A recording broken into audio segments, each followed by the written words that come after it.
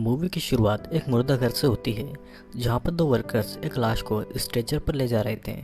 उनमें से एक वर्कर सेथ ने लाश पर से कपड़ा हटाया और उसके जले हुए मुंह पर एक प्लास्टिक कवर देखा, तो दूसरी वर्कर एमी ने सेथ से वो प्लास्टिक बैग कवर निकालने को कहा।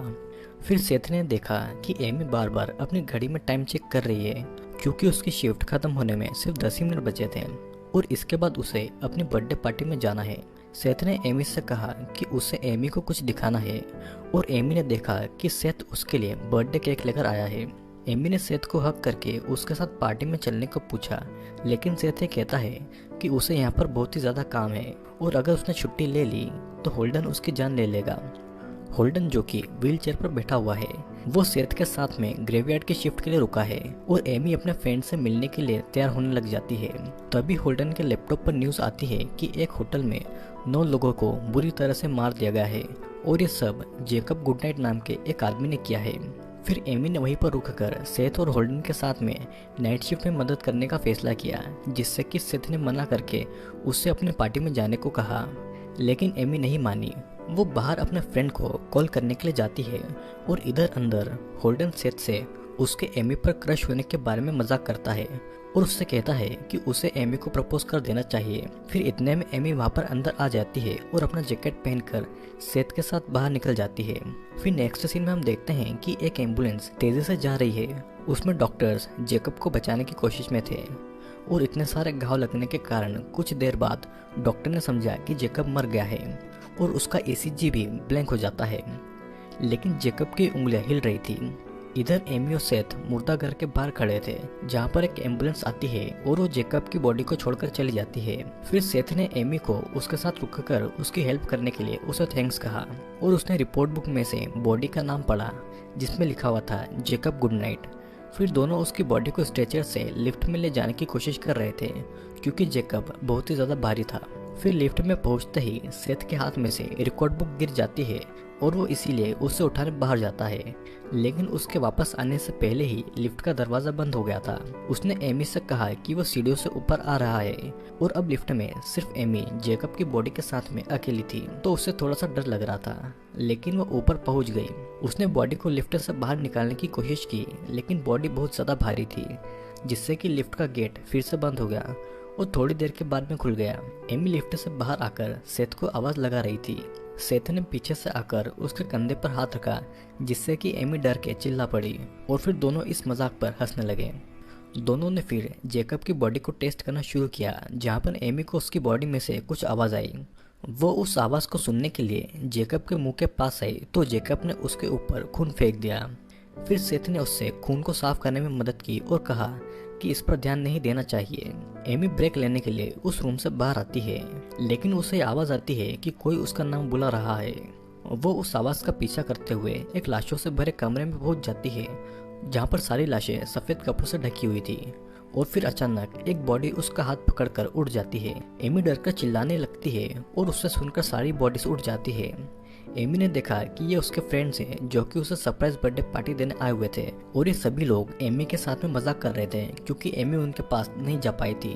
वो अपने भाई विलियम को भी वहाँ पर देखकर शॉक हो गई थी। विलियम ने उसे बताया कि वो अपनी बहन का बर्थडे मिस नहीं करना चाहता था और उनकी फ्रेंड कायलन ने भी उसे आने को कहा था। फिर सेथ उस रूम में आ जाता है और एमी ने उसे अपने फ्रेंड्स कार्टर, कायला, तमारा, जो कि कार्टर की गर्लफ्रेंड भी है, और अपने भाई विलियम से मिलवाया। सेथ ने भी एक ड्रिंक उठाई और सब एमी का बर्थडे सेलिब्रेट करने लग गए। फिर कुछ देर के बाद में विलियम के सेथ से मुलाकात हुई और उसने सेथ को एमी से दूर रहने को कहा क्योंकि एमी सेथ से बहुत अच्छा लड़का डिजर्व करती है और इसके कारण सेथ पार्टी को छोड़कर फिर से काम करने के लिए चला गया। यहाँ पर तमारा होल्डन से आज ही न्यूज़ में आए जेकब गुडनाइट के बारे में बात करने के लिए आती है क्योंकि उसे साइकोपैथ्स और सीरियल किलर्स बहुत ज़्यादा पसंद है। उसे पता चलता है कि जेकब ने 9 लोगों को मार डाला और उसकी बॉडी को यहाँ पर लाया गया है। फिर तमारा बाथरूम के लिए निकलती है और कार्टर उसके पीछे चला जाता है। एमी ने वहाँ पर आकर विलियम से उसकी हरकत के बारे में पूछा, जिस पर विलियम जवाब देता है कि वो एमी के मेडिकल स्कूल को छोड़कर मुर्दा घर में काम करने के बिल्कुल खिलाफ है, जिससे कि एमी को बहुत गुस्सा आ जाता है और वो भी पार्टी छोड़कर जाने लगती है। विलियम उसके पीछे पीछे आता है, लेकिन एमी नहीं रुकती और विलियम को भी कायला रोक देती है क्योंकि उसे विलियम पसंद था। फिर नेक्स्ट सीन में तमारा और कार्टर जेकब की बॉडी को देखने पहुंच जाते हैं और यहाँ पर सेथ एक लाश की बॉडी में कुछ केमिकल्स भरते हुए विलियम की कही हुई बातों को याद कर रहा था। तमारा और कार्टर जेकब की रखी हुई बॉडी वाले रूम में घुस रहे थे, जहाँ पर कार्टर ने तमारा को ऐसा करने से रोक दिया था, लेकिन तमारा उसकी बात नहीं सुनती और उसकी बात नहीं मानती। उसने अपनी शर्ट खोलना शुरू कर दी थी और जेकब की बॉडी पर से कपड़ा हटाकर उसके ऊपर चढ़ गई। वो फिर बॉडी से बात करते हुए जेकब की माँ के बारे में बात करने लग गई। जेकब की माँ दरअसल में धर्म और अंधविश्वास की बातों को बहुत ज़्यादा मानती थी और उन्हें पाप और उसकी सज़ा पर बहुत ज़्यादा लगाव था। तमारा को एक असली सीरियल किलर की बॉडी के साथ में एक कमरे में होना बहुत अच्छा लग रहा था, तो वो जेकब को किस करने लग गई और ये बात कार्टर को बिल्कुल भी पसंद नहीं आई और कुछ देर के बाद में दोनों उसी रूम में इंटीमेट होने लग गए। फिर दूसरी तरफ कायला ने विलियम से पूछा कि वो उसे पसंद क्यों नहीं करता, जिस पर विलियम ने बताया कि कायला उसकी बहन जैसी है और ये सुनकर कायला विलियम के पास आई और दोनों किस करने लग गए। इधर तमारा और कार्टर अभी भी जेकब के रूम में थे और अचानक से तमारा ये देखती है कि जेकब की बॉडी वहाँ से गायब हो चुकी है। वो दोनों जैसे ही उठते हैं तभी उस रूम की अचानक लाइट भी चली जाती है। फिर तमारा एक माचिस जलाती है और कार्टर उससे कहता है कि कोई उनके साथ में शायद मजाक कर रहा है और इतने में वो दोनों अपने पीछे जेकब को खड़ा हुआ पाते हैं। जेकब ने कार्टर को पकड़ लिया था और तमारा चिल्लाते हुए रूम से बाहर भागकर मदद के लिए चिल्लाने लगती है। रूम में जेकब ने अपनी माँ की बॉडी को निकाला और ये याद करने लगा कि कैसे उसकी माँ बचपन में उसे टॉर्चर करती थी, उसे पिंजरे में बंद करके अपनी आत्मा को साफ करने के लिए कहती थी क्योंकि वो भगवान का हाथ बनेगा, और ये भी कि कैसे जेकब ने ही फिर अपनी माँ से एक लड़ाई के बाद उन्हें मार डाला। जेकब ये सारी चीज़ें याद कर रहा था और कार्टर ने मौका देखकर घायल होने के बावजूद भी उस कमरे से निकलने की कोशिश की, लेकिन जेकब ने फिर से उसे पकड़कर उसका गला दबा दिया, जिससे कि कार्टर की वहीं पर मौत हो गई। जेकब ने फिर अपने मुंह से पट्टी हटाकर अपना प्लास्टिक कवर पहना और कुछ हथियार लेकर बाहर आ गया। हॉल्टन हॉलवे में सभी को ढूंढने की कोशिश कर रहा था क्योंकि बहुत देर से उसे कोई नजर नहीं आया था। वो जैसे ही पीछे पलटता है तो उसे पीछे जेकब खड़ा हुआ दिखाई देता है। हॉल्टन ने अपनी व्हीलचेयर को वहां से निकालने की पूरी कोशिश की, लेकिन जेकब ने एक हुक से व्हीलचेयर को रोक दी, जिससे कि हॉल्टन वहीं पर गिर गया। लेकिन फिर भी हॉल्टन नहीं रुका तो जेकब ने उसके पैर में उस हुक को फंसाकर उसे अपनी तरफ खींच लिया।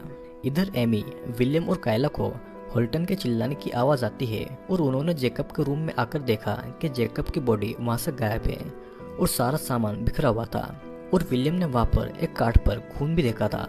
उन्होंने उस कार्ड को खोला और देखा कि उसमें कार्टर की लाश है।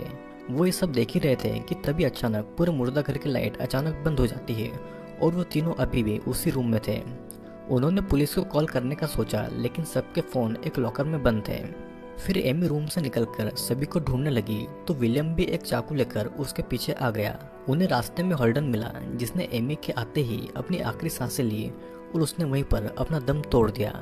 फिर अगले सीन में हम देखते हैं कि सेथ ये देखने आता है कि लाइट्स को क्या हुआ है, और चेक करते टाइम उसे पता चलता है कि किसी ने जानबूझकर वहाँ की लाइट्स को बंद किया है। तमारा को एमी, विलियम और कायला मिल गए थे और उसने बताया कि यह सब कैसे शुरू हुआ, और जेकब अभी भी जिंदा है, वो मरा नहीं है। जेकब जेल में नहीं जाना चाहता था, इसलिए शायद उसने मरने का नाटक किया। यहाँ पर सेथ अभी भी इन सभी बातों से अनजान घूम रहा था। एक दरवाजे को खोलते टाइम उसके हाथों से टॉर्च गिर गई। वो टॉर्च को उठाकर जैसे ही फिर से खड़ा हुआ तो उसने देखा कि सामने जेकब खड़ा हुआ है, लेकिन सेथ वहाँ से जैसे तैसे बचकर निकल गया। बाकी सब बचकर मुर्दा घर से निकलने की कोशिश में इमरजेंसी रास्ते पर पहुंचे, लेकिन वो दरवाज़ा भी लॉक्ड था। फिर उसके दूसरी तरफ उन्होंने सेथ को देखा तो उसने दरवाज़ा खोलकर उन्हें वहाँ से बाहर निकाला और फिर से दरवाज़ा लॉक कर दिया। उसने ये बताया कि जेकब सचमुच में जिंदा है, और तभी अचानक से जेकब ने उनके पीछे आकर अटैक कर दिया। एमी और विलियम एक कमरे में आ गए, लेकिन कायला अकेली होकर एक बाथरूम में छुपने आ गई, जहाँ कर जेकब ने उसे ढूंढकर उसे मारना शुरू कर दिया। फिर वो कायला को जमीन पर तड़पता हुआ छोड़कर खुद को आईने में देखने आया, और फिर से वो अपनी बुरी माँ की आवाज़ को याद करने लग गया, जो कि ये कह रही थी कि क्या तुम्हें ये दिखाई नहीं देता कि उसने तुमसे ये करने को कहा है।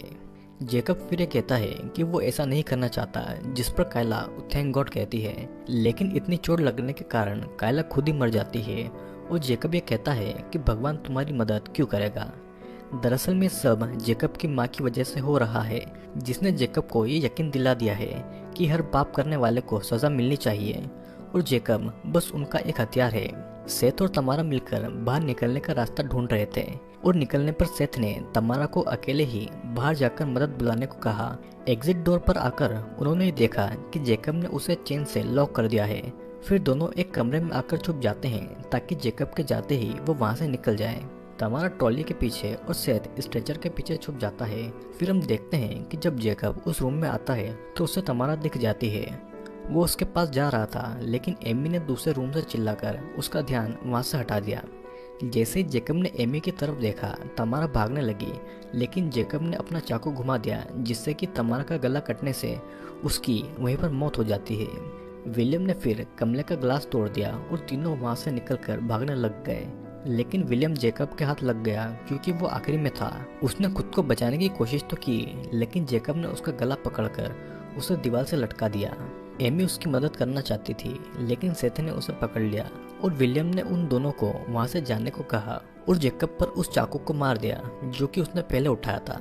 एमी और सेथ एग्जिट की तरफ आते हैं जहाँ पर वो पाते हैं कि कायला चेन से बंधी हुई है। फिर एमी को विलियम के चिल्लाने की आवाज आ रही थी, तो वो अपने भाई की मदद करने के लिए वापस ऊपर जाती है। उसने एक हथौड़ा लिया और दोनों वहां पर पहुंच गए जहाँ पर विलियम था। वहां पर पहुंचकर उन्होंने देखा कि विलियम के ऊपर एक कपड़ा है और उसके मुंह में भी एक कपड़ा फंसा हुआ है। दोनों उसकी मदद करने लग गए और इतने में उसके पेट में से उन्होंने एक चाकू निकलता हुआ देखा जो कि पहले से ही उसके नीचे था। और जेकब ऐसा करके बस उन दोनों को वहां पर बुलाना चाहता था। एमी ने जेकब को उस हथौड़े से मारने की कोशिश की, लेकिन जेकब ने उसे ऐसा करने से रोक दिया। वो फिर उस पर ड्रिल करने वाला था, लेकिन सेथ बीच में आ गया जिससे कि वो ड्रिल उसके कंधे पर लग गई। अब दोनों वहां से भागकर एक बंद दरवाजे पर पहुंचते हैं जिसे कि सेथ ने टाइम पर खोल दिया था और दोनों ने दूसरी तरफ पहुंचकर उसे फिर से बंद कर दिया था। दोनों एक कमरे में आते हैं जहां पर एमी सेथ की चोट पर पट्टी लगा रही थी ताकि उसका बहता हुआ खून रुक जाए। उसे एक कमरे में खिड़की दिखाई देती है जो कि बाहर के रास्ते की थी। वो उसे खोलने की कोशिश करती है, लेकिन वो खिड़की सिर्फ इतनी खुलती है जिसमें से सिर्फ एमी ही बाहर आ सके, जिसके कारण सेथ उसे अपनी कार की चाबी देकर अकेले बाहर जाकर मदद बुलाने को कहता है। और फिर वहां पर एमी पहली बार सेथ को किस करती है और फिर उस खिड़की से निकलने लग जाती है, लेकिन वो देखती है कि जेकब वहां से कुछ ही दूर पर खड़ा हुआ है, जिससे कि वो वापस अंदर आ जाती है। जेकब ने भी एमी को देख लिया था, तो उसने वहां पर आकर उस खिड़की को तोड़ दिया और फिर एमी और सेथ ने उस कमरे से भागकर दूसरी एग्जिट से निकलने के बारे में सोचा और वो उस दरवाजे को खोलने की कोशिश कर रहे थे, लेकिन जेकब ने उस दरवाजे के दूसरी तरफ से ही एमी को चाकू मार दिया और एमी की भी वहीं पर मौत हो जाती है। अब जेकब फिर से सेथ के पीछे जाने लग गया था और एक कमरे में पहुंचता है जहाँ पर सेथ छुपा हुआ था। सेथ ने एकदम बाहर आकर जेकब को कुर्सी से मारा जिससे कि जेकब का चाकू नीचे गिर जाता है। सेथ उस चाकू को उठाने की कोशिश कर रहा था, लेकिन जेकब ने उसके हाथ पर पैर रखकर उसे पूरे कमरे में घसीट दिया। फिर सेथ जैसे तैसे पिछले रूम में आकर खिड़की से निकल रहा था, लेकिन जेकब ने फिर से उसे रोक दिया। अब जेकब अपना चाकू उठाने लगा, लेकिन सेथ ने वो केमिकल लिक्विड वाला पाइप उठाकर जेकब के पेट में डाल दिया और वो केमिकल्स जेकब की बॉडी में जाते ही उसकी बॉडी के फ्लूइड से रिएक्ट करने लग गए, जिससे कि उसकी बॉडी का सारा खून उसकी आंखों से बाहर आ गया और हम ये देखते हैं कि जेकब की वहीं पर मौत हो जाती है। सेथ उस मुर्दा घर से बाहर आकर अपनी कार में आता है और वहां से जिंदा बचकर निकल जाता है। कुछ दूर जाने के बाद में जब वो मेन गेट खोलने के लिए रुकता है और पलटकर देखता है तो कार के पीछे का दरवाजा खुला हुआ था, जिसका मतलब साफ था कि जेकब अभी भी जिंदा है। और फिर इतने में अचानक जेकब पीछे से आकर सेथ की आंखों में हाथ डालकर उसे निकाल देता है और वो सेथ को भी वहीं पर मार डालता है। फिर हम ये देखते हैं कि मूवी के एंड में सभी की बॉडीज को दिखाया गया था, जो कि कार्टर, होल्डन, कायला, तमारा, विलियम, एमी, सेथ और जेकब की माँ की बॉडी थी।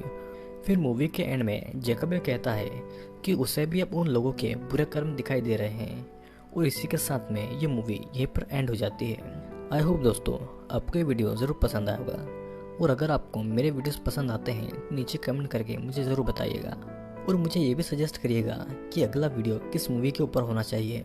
तो दोस्तों आज के लिए सिर्फ इतना ही, अब मिलेंगे नेक्स्ट वीडियो में।